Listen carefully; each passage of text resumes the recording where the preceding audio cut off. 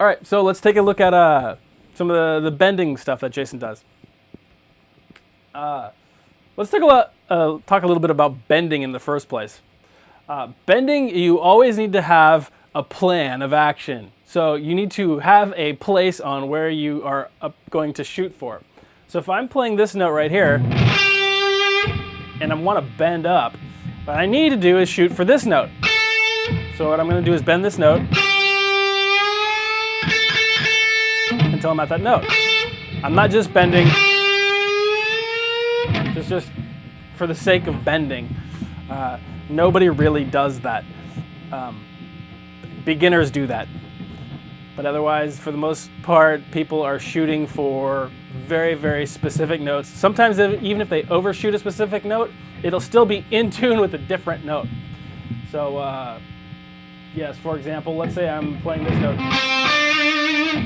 and I accidentally overbend to this note, but I'm shooting for this note. So I'm bending this note.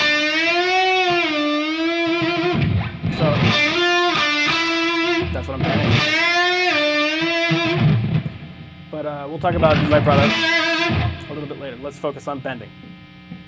So you can do that all over the place. Actually, you can kind of do that over bending.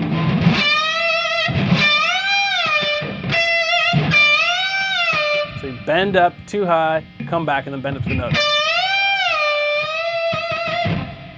Or without vibrato. Okay, so as a general rule of thumb, this is just a general rule of thumb. You can always make exceptions to this. If you're going to be playing on your E string, your A string, and your D string, you'll be bending them toward the center of your neck. If you're playing on your G string, your B string, or your E string, you will be bending toward the center of your neck. All right, with that in mind, let's take a look at some of those bends. On the A string, here it is on your A string. Here's the D. Now here it is on the G string, and I'm going to be bending this direction.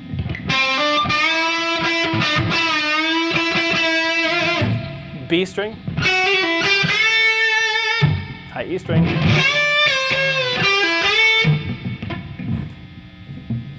so what we're going to do here is we're going to focus on these delightful overbends and these I guess I'll call it overbending. What I want to do is I want to focus on bending to notes of the scale.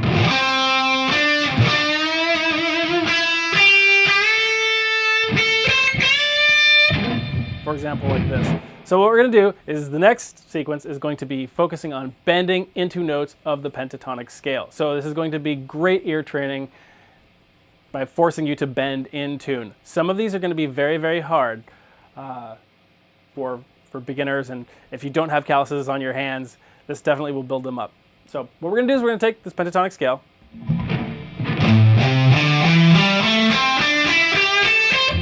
what we're going to do is we're going to bend from the notes which are on our index finger, from where our index finger should be, and we're going to bend it to the next note. So I'm going to start here, and you'll notice I'm starting with my third finger, but what I'm going to do is I'm going to bend it up to this note. Next, I'm going to start on the next string for this shape. But what I'm going to do is I'm going to start here and bend up to here.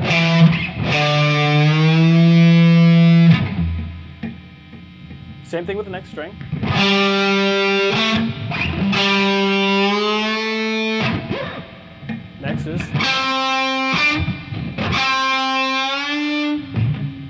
Next is on the B string.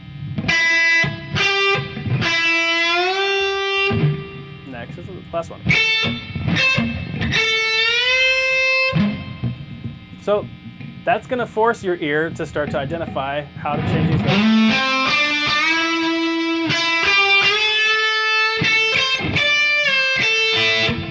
It will really, really reinforce your ability to bend in tune.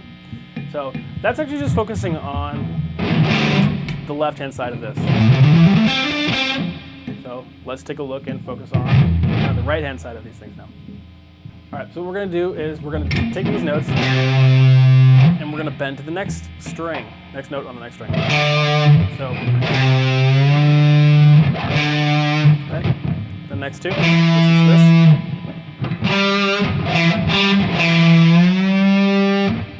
The next string. Next string. And you'll notice my hand is all over the place. Don't worry about specific posture. Make sure you're bending in tune.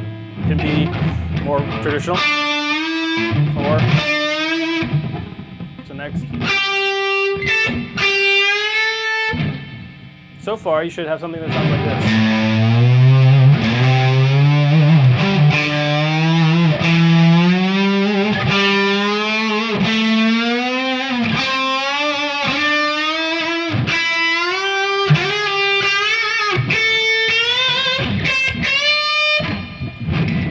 Hopefully that will help you out, get some grooves in your left hand, and get your ear in tune to bending in tune.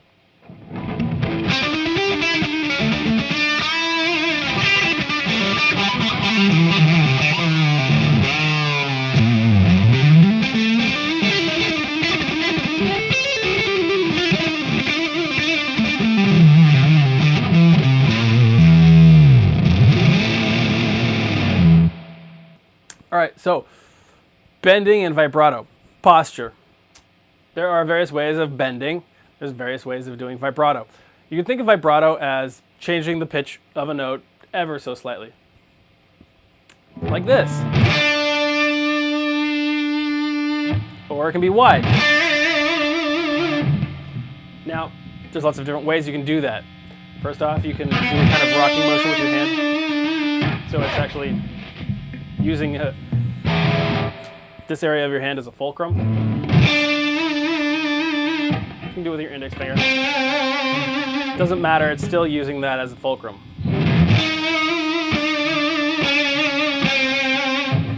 So, next is the bending. So you're actually going to, for the most part, you're going to have a couple fingers behind the bending finger as support. So, notice I'm not just bending with that one finger. I'm actually getting a bunch of fingers behind it. So it's kind of like 3 fingers of bending. I'm going to vibrato the note differently here. This is going to be a new way of vibratoing. And this is a way that, kind of an older style of vibrato. What you would literally do is hold the note with a finger, or fingers, and just remove your thumb from the back of the neck, and so you're literally just pulling the string onto the fret. So it looks like this. Got my thumb hanging off the fretboard.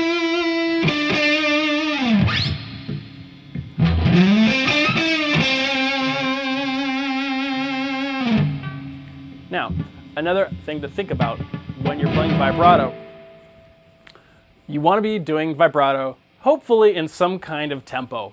So it's not just some kind of random sound. You want to do. So you should be able to hear the sound.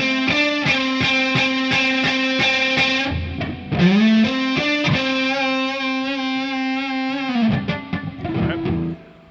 Now, what you can do is you can incorporate the bending and the vibrato, and all these guys do it. Everybody does it. So what we're going to do is we're going to bend the note. And once it's bent, then we're going to vibrato it. So.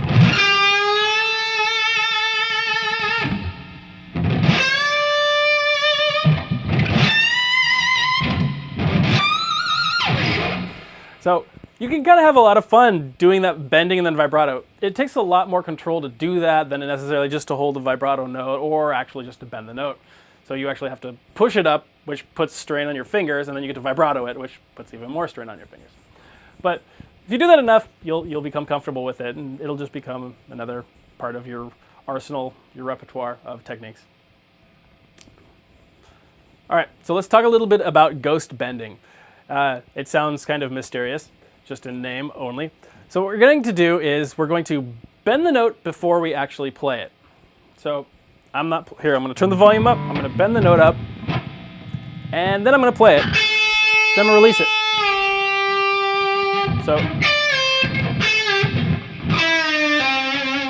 it's a very, very nice way of bending notes.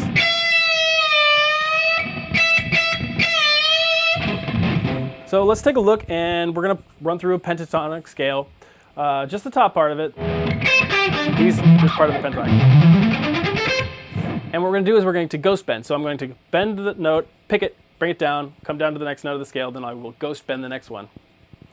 So it will sound like this. Next string, next string, next string, next string, next string. All right, so it'll sound like this.